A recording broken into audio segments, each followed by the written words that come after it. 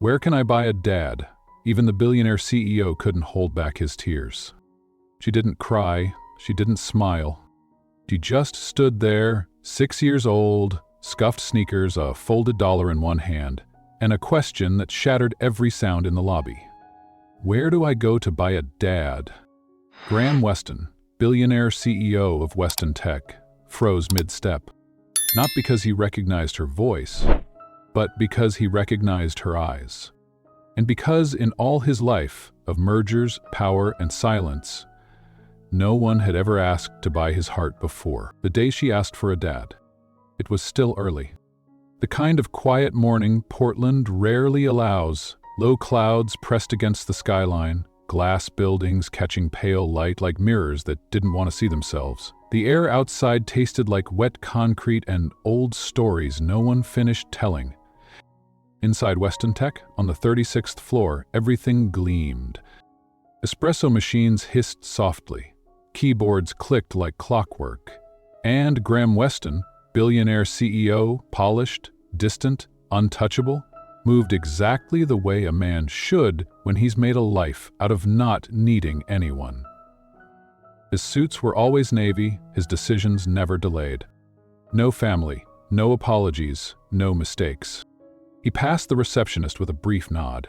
She whispered, "Good morning, Mr. Weston." But he didn't answer. He rarely did. Control was his oxygen.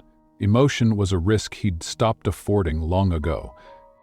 Until that morning, because just before the elevator doors closed behind him, something offbeat, something fragile, pulled at the edges of his world. A girl, no taller than his briefcase, standing by the fountain in the lobby, wearing a white headband, a too-big denim jacket, and shoes that looked like they'd belonged to someone else first. She didn't move when he walked past. She didn't speak until she saw him stop. Then she looked up, eyes the same pale, gray neol as the clouds outside, and asked, "Where do I go to buy a dad?" The words weren't loud, but they stopped time. A hush fell over the marble lobby. Security turned toward her. His assistant froze mid-step. The air didn't shift. It collapsed.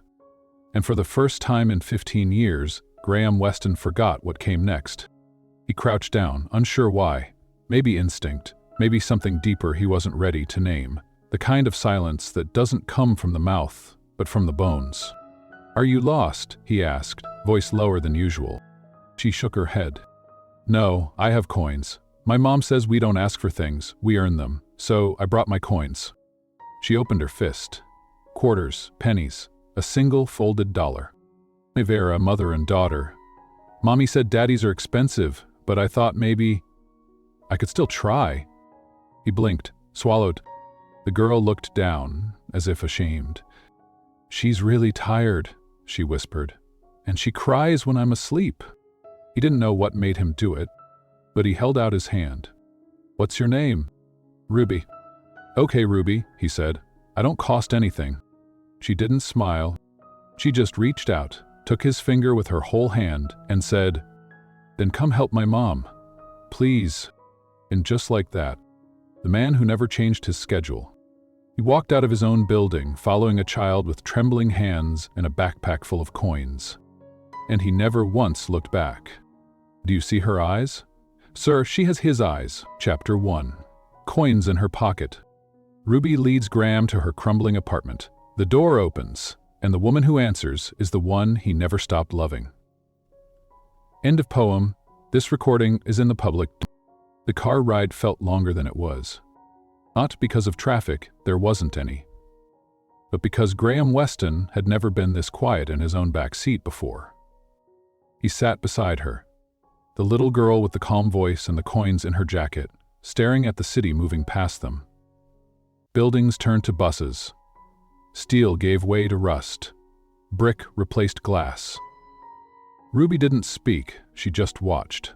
Her knees barely reached the edge of the seat, but her hands stayed in her lap the whole time. One of them was still gripping that crumpled dollar. "Is your mom waiting for you?" he asked, gently. Ruby nodded. "She doesn't like me walking far, but the elevator man said your building was only 12 blocks, so I wore my good shoes." He looked down. The soles were separating at the toe. "What's her name?" he asked. Ruby blinked, as if surprised he didn't know. "June," she said. "June Rivers." His blood froze. He didn't move, didn't speak. Just stared out the window as the car turned onto 17th Avenue, a street he hadn't seen since the year everything changed. They pulled up to a 2-story walk-up next to a corner laundromat.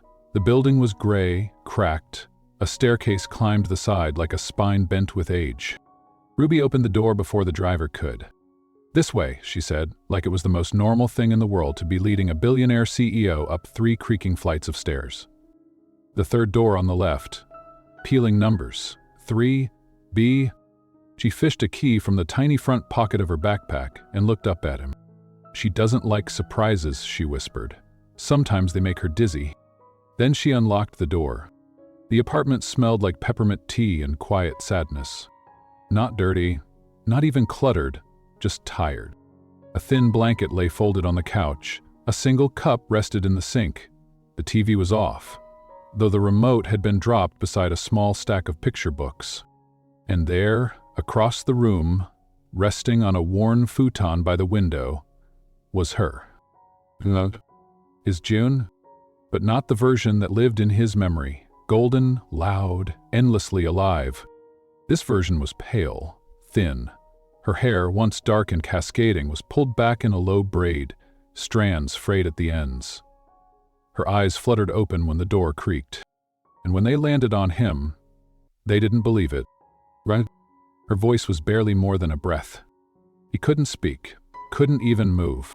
June pushed herself up on shaking arms, blinking hard as if afraid the vision might vanish. Then she laughed, just once, soft and bitter. "Of course, Ruby brings home a billionaire. Typical me."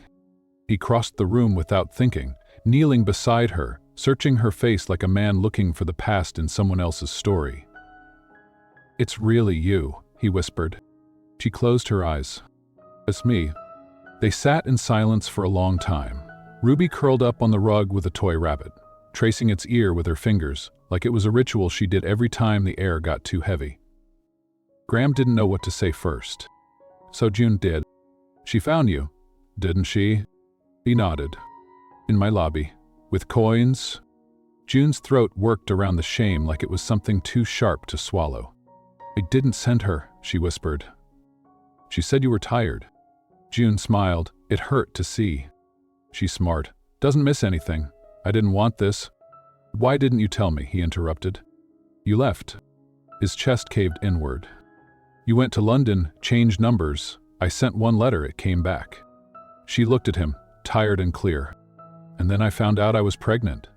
And I thought, what would be worse? Telling you, or taking something away from you that might ruin everything you were building?" "You never gave me a choice," he said. "I was alone," she replied, "and I stayed that way, for 6 years. Ruby stood up then, quiet as a whisper. She walked to June's side and laid her tiny hand over her mother's. "I found him," she said simply. June nodded. "I see that. Didn't even blink when I said I had coins." Graham swallowed the lump in his throat. He looked around the apartment again, at the threadbare curtains, the unplugged lamp, the note on the fridge with the words, "Refill prescription," underlined twice. "How long have you been sick?" he asked. 16 months. "And you didn't ask for help?" she cut in. "No, I've never been good at that." He ran a hand through his hair.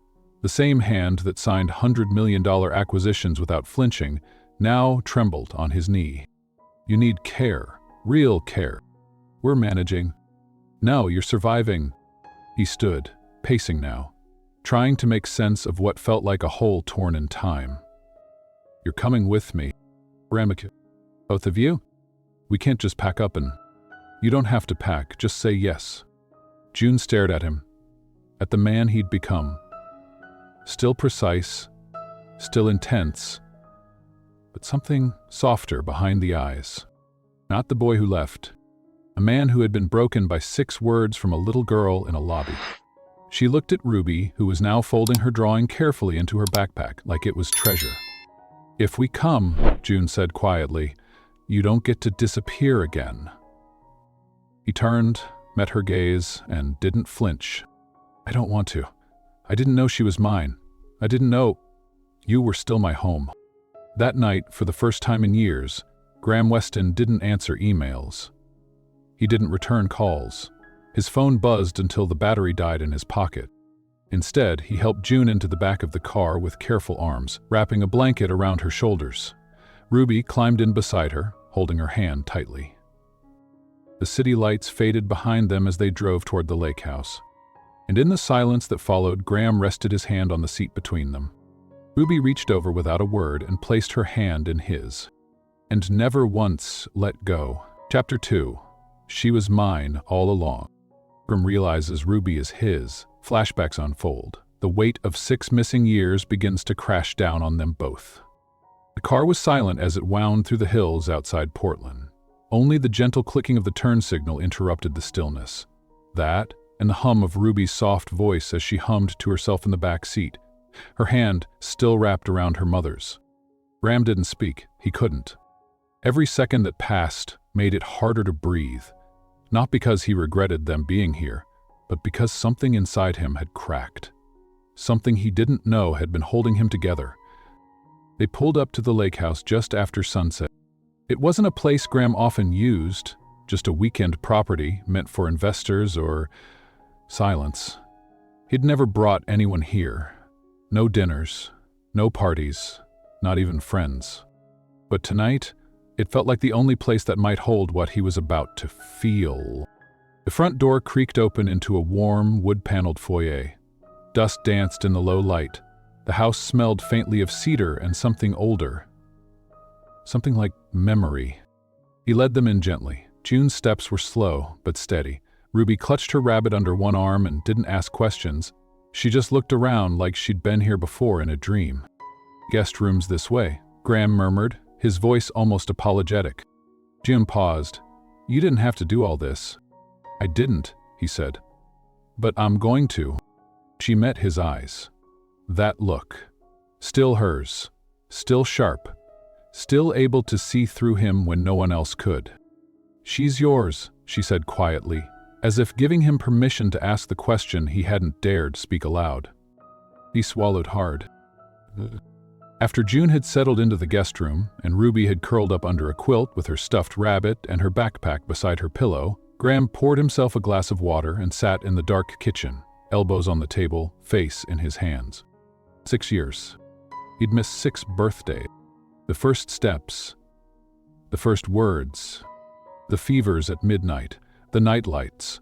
The nightmares. All of it. His mind spun backward, through memory and regret like pages in a book he hadn't read in years. Flashback. London. 7 years ago. He and June had fought before he boarded the plane. Not a screaming match, just distance. That quiet ache you don't notice until it's already too late. She'd stood at the curb, arms folded, her voice too calm. "You're choosing it again. This 1 year, June, 1 year. Then I'm done." "Okay, that's what you said last time."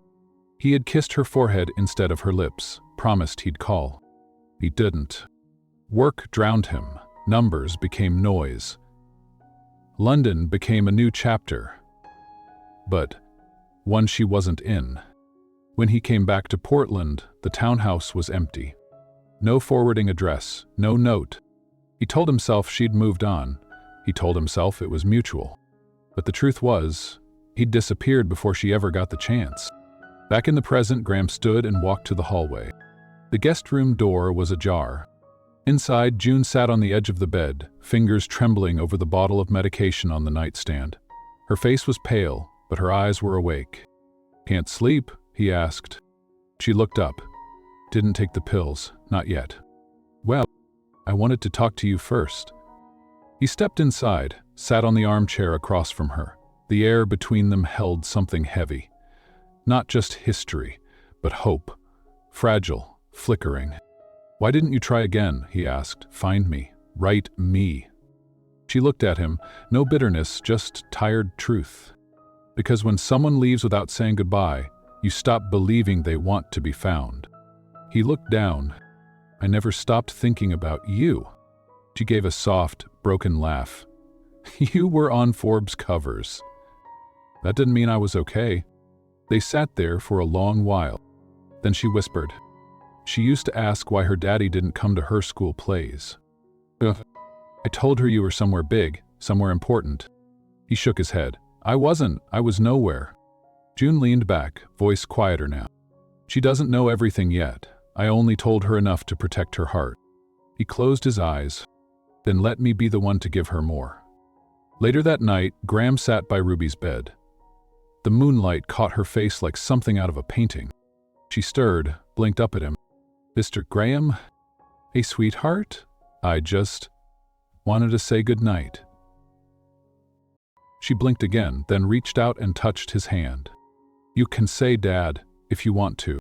His breath caught. Only if you want me to be. She smiled, the first real smile since he met her. I already decided. He leaned in and kissed her forehead. It felt like touching something holy.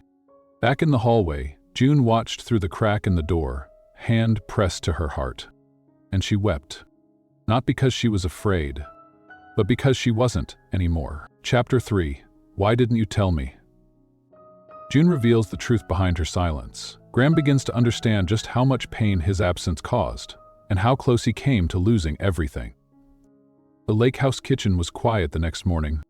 Graham stood by the stove, awkwardly flipping scrambled eggs that had started to brown too quickly. The pan hissed. The smoke alarm twitched above him, threatening. He swore under his breath, shaking the pan like that might reverse the burn. From the table, Ruby giggled. She had a glass of juice and a slice of toast in front of her.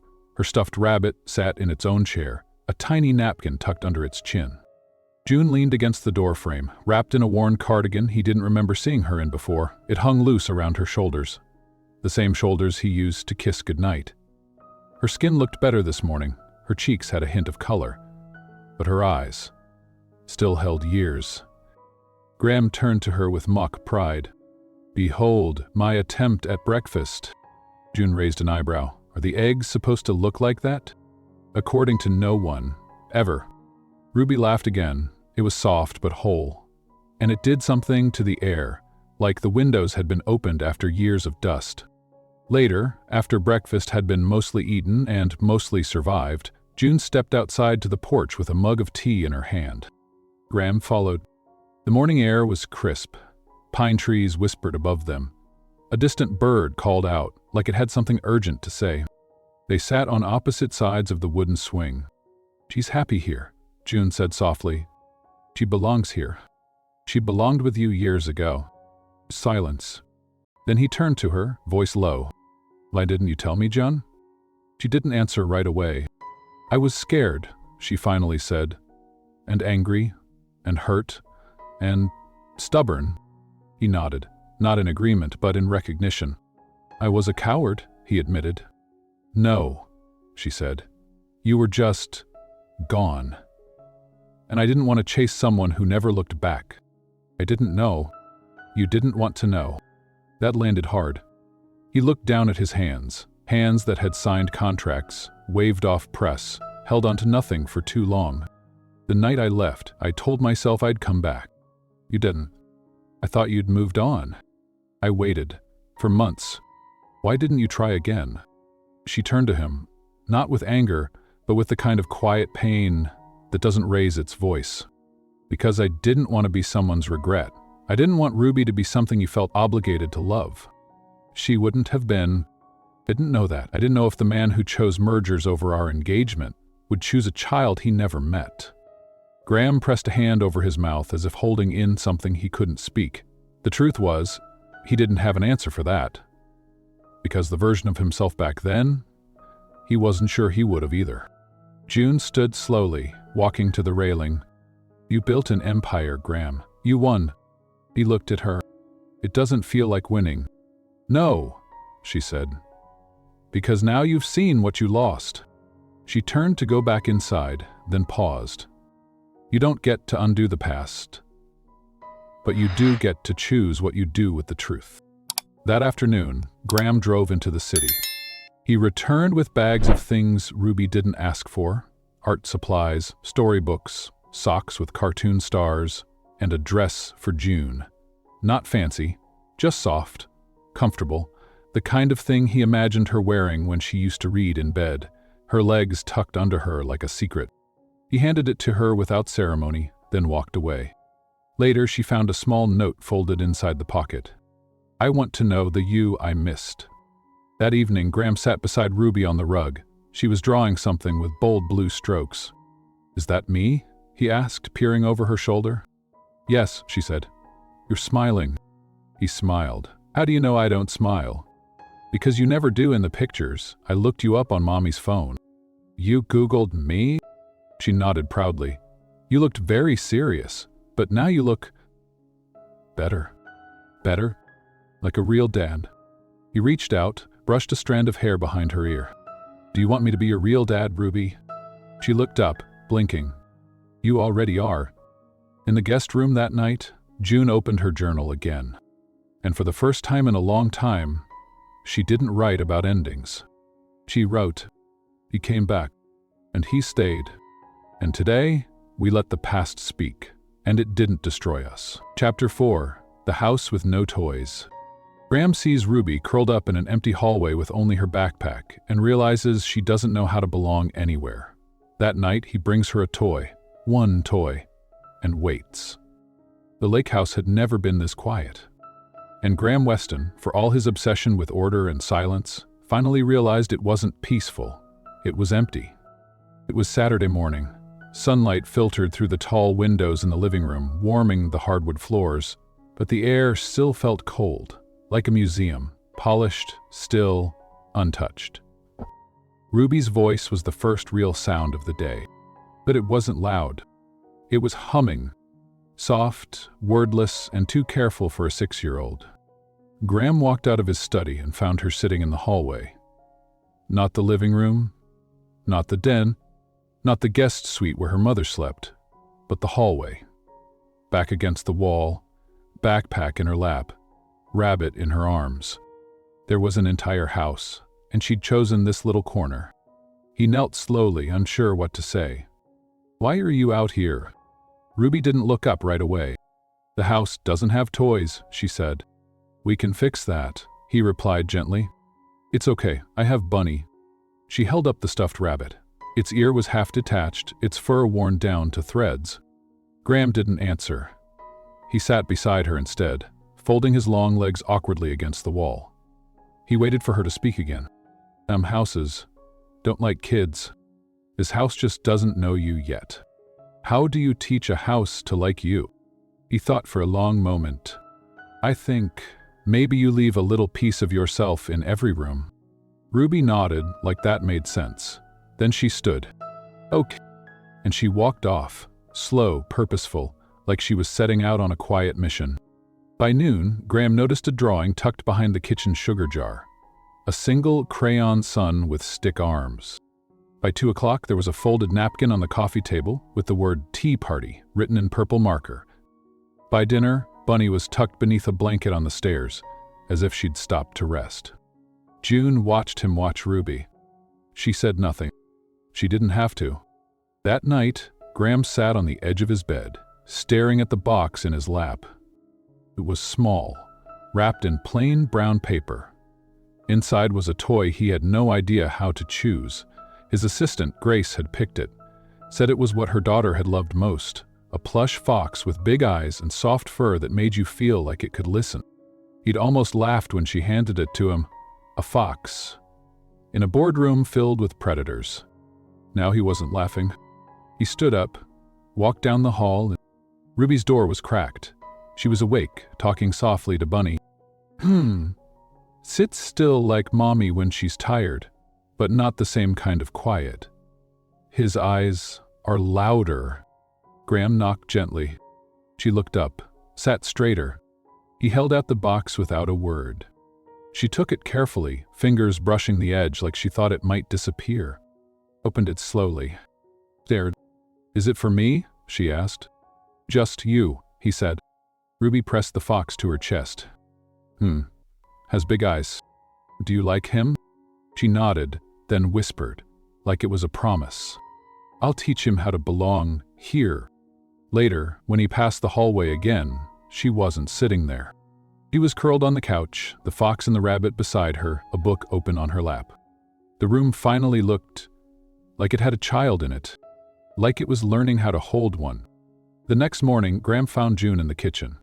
She was barefoot, hair still wet from a shower. The dress he'd bought her, the soft one, hung loosely on her frame. "You okay?" he asked. She looked at him, then around the space.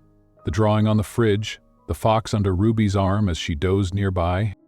"It doesn't feel like your house anymore," she said. "Good," he replied. "It feels like a maybe." "A maybe?" She poured coffee, nodded. "A maybe home. Not forever, not yet, but close enough that I stop checking the door every time I laugh." He stepped forward, lowered his voice. "I want to make it a yes." She didn't answer with words. Just let her hand brush his as she passed the mug to him. That evening, he sat on the floor with Ruby and read a story aloud. His voice cracked once. The fox in the book reminded him of hers. Ruby giggled, corrected his character voice, and wrapped herself in a blanket. "You can read slow," she said. "We don't have to rush anymore." And maybe that was the moment he realized. Time wasn't the enemy anymore. It was the gift. Chapter 5. The Man in the Window. Ruby talks to her imaginary friend Mia about the man in the window and wonders if he'll stay this time. June hears it, and it nearly breaks her. There was a large window in the upstairs hall, one that overlooked the lake. Graham had passed it every day for years, never really stopping. But now, he stood there, most mornings, just looking. Not at the view, at the reflection of himself. Not the billionaire, not the polished leader, just the man in the window. Still, unmoving, always on the edge of stepping in or stepping out. June watched him from the guest room. She could see him pause there each day, after breakfast, after loading the dishwasher, after folding the little pink blanket Ruby left on the floor. He'd stand in that narrow hallway as if unsure what part of the house, what part of this life, belonged to him. And then he'd walk away. Not because he didn't want to be there, but because part of him still didn't know how. One night, June couldn't sleep. Her body ached from fatigue, but her mind wouldn't rest. She stepped quietly toward Ruby's room to check on her, bare feet brushing the hallway carpet like wind through tall grass. Then she heard it. Ruby's voice. Soft. Talking to someone, but not Graham. "Mia," she whispered. "I saw him again today." June froze. "I think he wants to stay, but I don't know if he knows how. He looks like he's waiting for something." Silence. "I hope it's not permission, because we already gave it." A pause. "Do you think he loves Mommy or just me?" Another pause. "I don't mind if it's just me. I can share him with her later. She's good at waiting." June pressed her hand over her mouth. She didn't cry. She just stood there. Because hearing her daughter talk about sharing love with that much grace broke something and healed something all at once. The next morning, Graham poured orange juice into 3 mismatched glasses and set them down like he was preparing for a negotiation. Ruby sat at the kitchen table, barefoot, Fox tucked under her arm. June joined them last, her face quiet. "Did you sleep okay?" Graham asked Ruby. She nodded. Mia said, "The window man might stay soon." Graham blinked. "Who's Mia?" Ruby shrugged. "She used to live in my dreams, but now she lives in the walls here." June raised an eyebrow. Ruby smiled softly. "She says, it's a house that's learning how to hold us." Graham didn't know how to respond, so he just nodded. Later that day, Graham watched Ruby playing outside.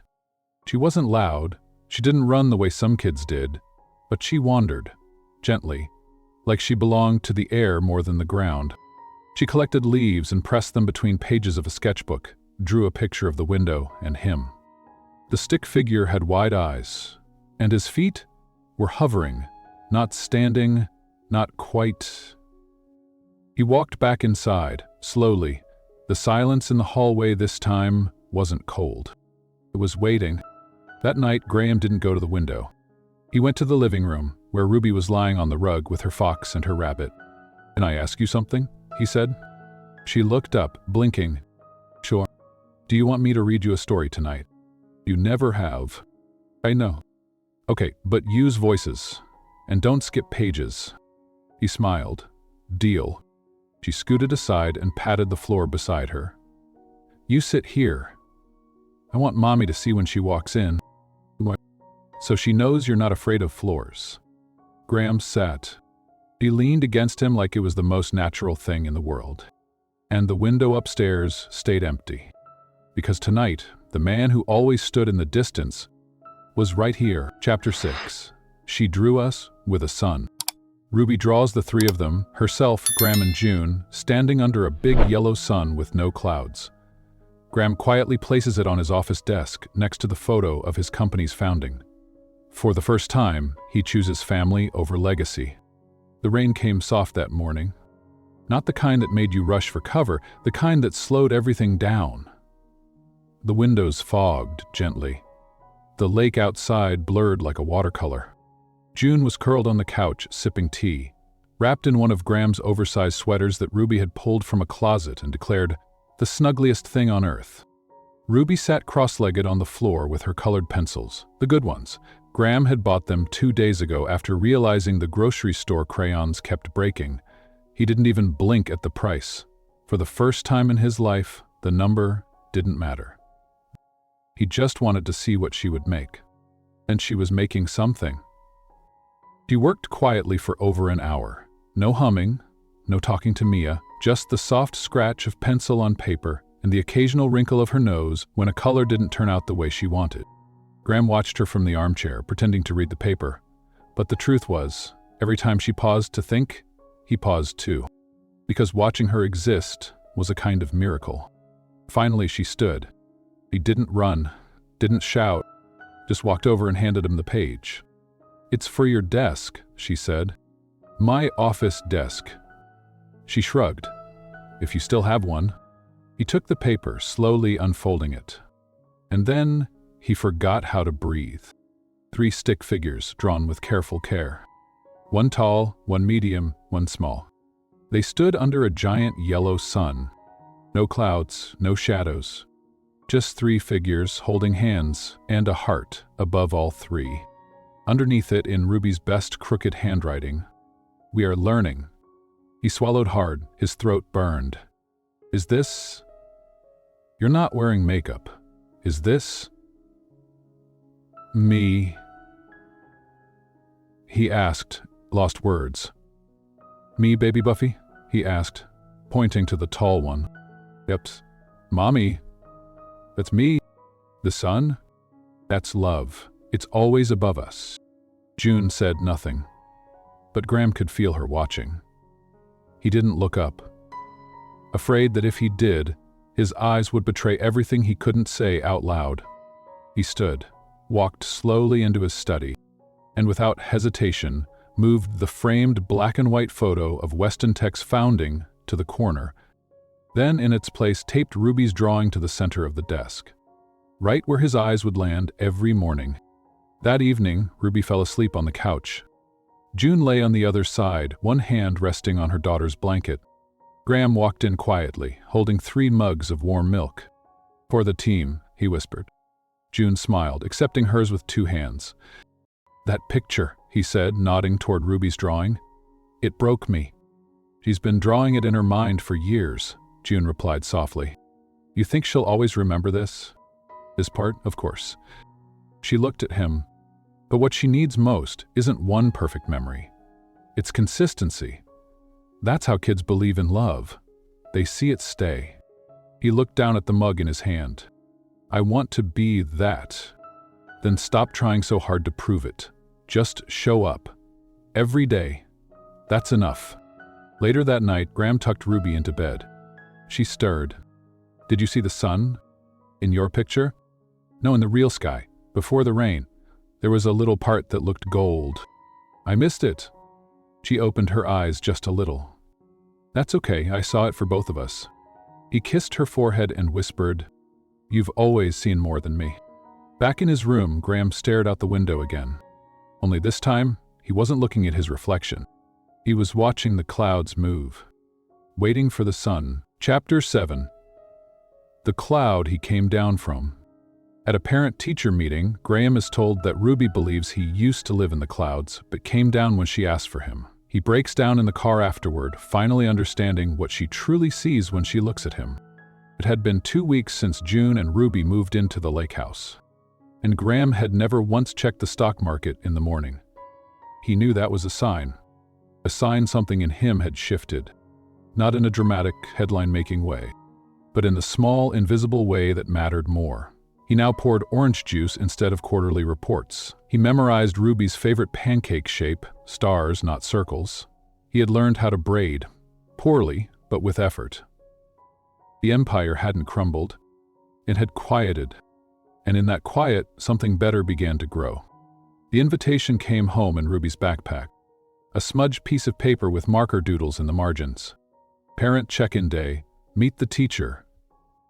Friday at 10:00 a.m. June was exhausted from treatment that week. Graham offered, carefully, "I'll go." "You sure?" she asked. "She's mine," he replied. It was the first time he'd said it without hesitation. June smiled. "Wear something less CEO. They get nervous around ties."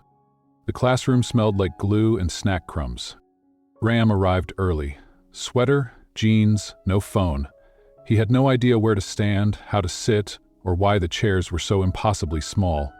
The last time he'd been in a room this bright and chaotic, it had a board and votes and shareholders.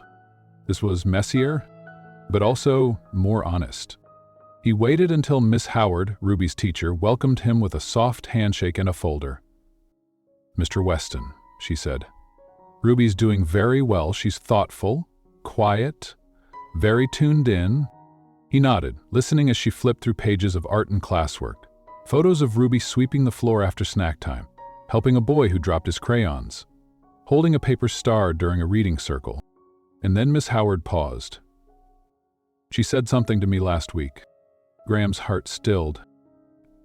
"She told me, my daddy used to live in the clouds, but when I asked, he came down." The teacher smiled gently. She didn't say it for attention, she said it like a fact. Graham stared down at the table. A lump formed in his throat, hot and full and sharp in a way that made no sense. "She believes that," he whispered. "She knows it," Ms. Howard corrected. "She said she asked the sky and he came." He didn't know what to say. He just sat there, holding that sentence like it weighed more than the fortune he'd built. On the drive home, he didn't turn the radio on. He didn't answer the call from Grace. Didn't think about meetings, didn't think about strategy. He pulled the car over by the lake and cried, quietly, hands gripping the steering wheel, forehead against his knuckles. He had not deserved the miracle of being called down from the clouds, but somehow she had chosen him anyway. That night, he didn't say much. He placed a tiny plush cloud on Ruby's pillow before bedtime with a note. "I live here now. No more clouds. Love, Dad." Ruby hugged the cloud and whispered, "Then I'll never look up sad again." The next morning, June found Graham in the kitchen. He was making waffles. "You okay?" she asked. He turned to her, eyes a little red. "She thinks I came down from the clouds." June paused, then smiled faintly. "You did." Chapter 8. I didn't know I could still love you. Graham and June share a quiet, heart-bared moment by the fireplace. She confesses she never stopped loving him, but never expected she could again. He gently kisses her for the first time since before London. It was late. Ruby had fallen asleep in her favorite corner of the living room, wrapped in a knit blanket, her stuffed fox curled under one arm. The drawing of the three of them under the sun still hung above the fireplace, slightly crooked from the tape. June sat on the couch with her feet tucked under her, holding a cup of chamomile tea in both hands. Graham entered quietly, carrying a folded quilt. "She didn't even make it to page 3, he said, gesturing toward the bedtime book resting on the rug. Fell asleep mid-sentence. June smiled. She always does that when she's safe. He walked over and gently draped the quilt over Ruby. Then, he sat on the floor, leaning back against the couch beside June. Not facing her, not too close, but close enough to feel the warmth. The fire cracked. It smelled like pine and memory. "I never used to sit like this," he said, still, unproductive. You don't seem restless. I'm not. Silence stretched between them. Not awkward, not hesitant. Just present. After a while, June whispered, "She loves you." Graham closed his eyes. "I love her too. More than I thought I could love anything again." "You love her. And you." The words landed like stones in water. Gentle, but deep. She didn't move, just stared into the fire. "You left, Graham. I know. You missed everything. Her first laugh, her first scar, her nightmares, her first, 'Why doesn't he come back?' I missed you too." She turned to him slowly. "Do you know what I hated most?" she said, voice softer than a whisper. "It wasn't the silence. It was how long it took me to stop waiting." He looked at her, full on now. She looked back. "Oh, I don't know how to start again. With someone who didn't mean to leave, but still did." The fire popped. Outside, the wind brushed softly against the windows. Graham leaned forward, resting his elbows on his knees. "You don't have to start again." "What does that mean?" "It means maybe we just keep going. Right here, right now. No plan, no name for it." June let that sit between them. She looked down into her mug, then up at him. And for the first time in years, the ice behind her voice cracked just enough to let something through. "I didn't know I could still love you." He reached over, slowly, and placed a hand over hers. "I never stopped." She didn't pull away. It didn't rush in, either. She just breathed. The kind of breath people only take when something heavy has finally been set down. Minutes passed like hours. Then Graham stood. Not to leave. In the back of her and he asked gently, "May I kiss you?" June didn't answer with words. She just leaned forward and pressed her lips to his, slow, unsure, trembling. Not out of passion, but from remembering and hope. They didn't say anything afterward. She simply rested her forehead against his, and he stayed there. On the floor, between the past and the future, holding the only thing that still mattered, the present. And in that moment, they didn't need forgiveness. They just needed to stay. Chapter 9. The first day she didn't cough. After months of treatment, June goes an entire day without coughing. Graham realizes that healing isn't just happening, it's working. That night, Ruby draws another picture, and there's 4 people in it. It happened on a Tuesday. No alarms, no tests, no charts, just breakfast. And June didn't cough. Not during tea. Not while helping Ruby tie her shoelaces. Not while reading on the porch. Not once. Graham didn't notice it at first. Healing had been slow, a long road paved with small hopes and guarded silences. She still tired easily, still moved carefully, but that morning something felt different. After she became his disciple, she laughed at Ruby's joke about the bunny who couldn't spell. Not a quiet laugh, a full one, uninterrupted, bright. Graham looked up from his coffee. "You're laughing." "I know." "Without?" She nodded. "I know." They stared at each other like they were afraid to say it out loud, like naming it might break it. But it didn't. By mid-afternoon, June had walked all the way down the garden path without stopping. She wore a scarf Ruby had drawn smiley faces on. The wind caught the corners and spun them like wings. Ruby danced ahead, pointing out bugs and dandelions. Graham walked behind them both. Not as a leader, not as a protector, just a man who belonged. That evening, they didn't make dinner. They cooked dinner. Together, June chopped the onions. Graham burned the chicken, again. Ruby taste-tested everything, even the uncooked pasta, and declared herself head chef. By the time they sat down, there was flour in everyone's hair. And nobody cared. After dinner, Ruby pulled out her sketch pad again. She sat at the table with her tongue tucked between her lips, focused, serious. "Don't look yet," she told Graham. Okay. And no peeking, Mommy. I wouldn't dare." It took 15 minutes, maybe 20. Then she turned it around. "It's us," she said. Graham leaned in. 4 figures this time, not 3. He blinked. "Who's this?" Noised the baby. Silence. "What baby?" he asked carefully. Ruby shrugged. "The one I asked for. You didn't say no yet." June covered her mouth, laughing into her palm. "Well," Graham said slowly, "he looks happy." Ruby corrected. "Ah, of course. She likes waffles and pink socks." "Naturally." He reached for the drawing, folded it carefully, and slid it into the folder where he kept all the others. Later that night, Graham stood in the doorway of the guest room. June was brushing her hair, the quiet routine of someone beginning to feel safe. He knocked softly. "May I ask you something?" She turned.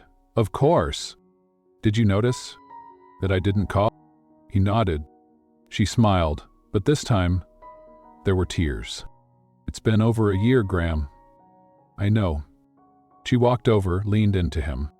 "I forgot what it felt like to not be reminded of my own body every 5 minutes." He wrapped his arms around her, gently, as if afraid to press too hard. "You're healing. Because of you. Because of us." She looked up, eyes shining. "I think I'm allowed to hope again." "Good," he whispered, "because I already do." That night, Ruby didn't fall asleep with her rabbit. She fell asleep in Graham's lap, listening to him read her favorite story, the one about the family who planted a tree and watched it grow. When he turned the last page, she looked up at him sleepily. "Do trees know when they're safe? What do you think?" "I think they grow better when people stay." He kissed the top of her head. So do people. Chapter 10.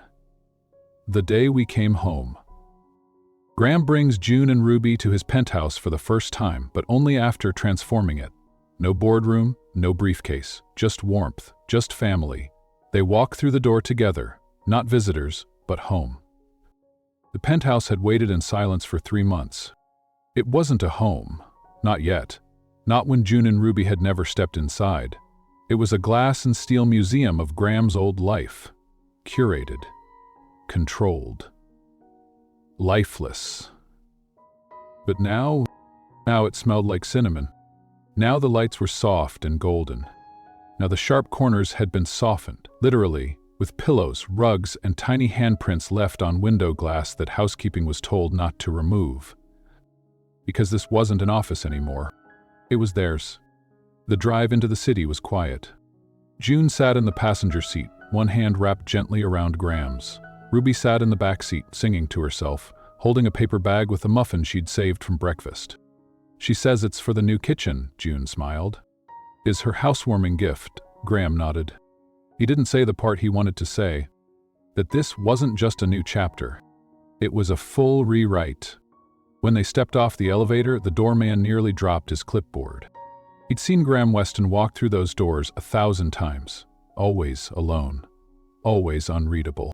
But this time, he walked in with a child on one side and the woman he never stopped loving on the other.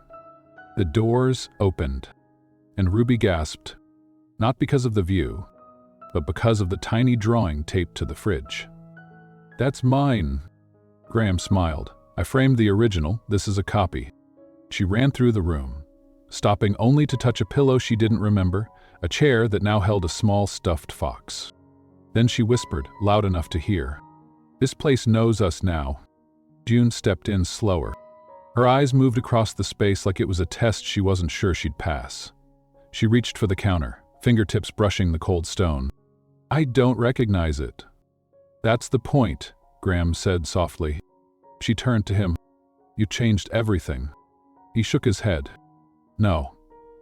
You changed everything. I just followed the feeling." That night, they ate dinner by the floor-to-ceiling windows. No table, just cushions, a blanket spread across the hard wood. Pizza, juice boxes, laughter. No crystal, no wine, no rules. Later, Graham tucked Ruby into her new bed, a small corner of the guest room she had already declared mine forever. He held onto his hand a little longer than usual. Is this our house now?" "Yeah. Not just yours? Not just mine." "Good," she said, "because I already unpacked my socks." He laughed. "And I guess it's official." In the living room, June sat by the window in his old reading chair. Except now it had a knitted throw draped over the arm, one Ruby had picked out. He walked over and sat at her feet. "You don't have to stay," he said. "I know, but I want you to." She nodded. "I know that too. A beat.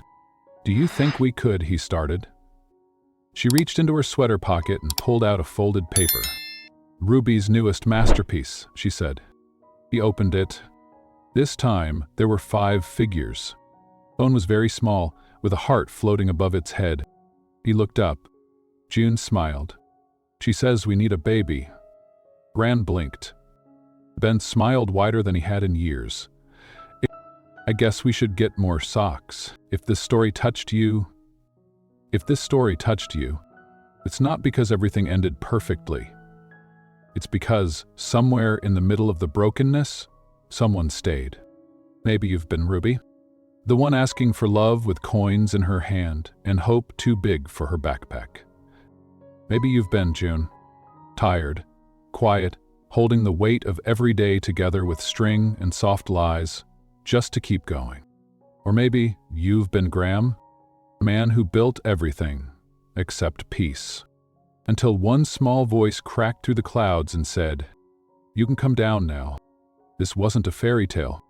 This was a true love story, the kind that doesn't start with a ring or roses, but with a child whispering, 'We need you.' And what made it real wasn't that he showed up once. It was that he stayed. You see, love doesn't always announce itself. Sometimes it walks in quietly. Sometimes it draws you with a sun and says, 'This is what family looks like.' And the bravest thing you'll ever do is believe you're worthy of it. So if this story reminded you of anything, let it be this. You are not too late. You are not too far gone. You are not too broken. Sometimes the second chance doesn't look like romance. Sometimes it looks like a small hand wrapped around your finger. And someone saying, 'We saved you a spot.' If this story touched you, the next one goes even deeper. We'll wait for you there. Until then, hold tight to the ones who never made you ask twice. And if you ever forget what love sounds like, just listen for the voice that says, 'I'm home now,'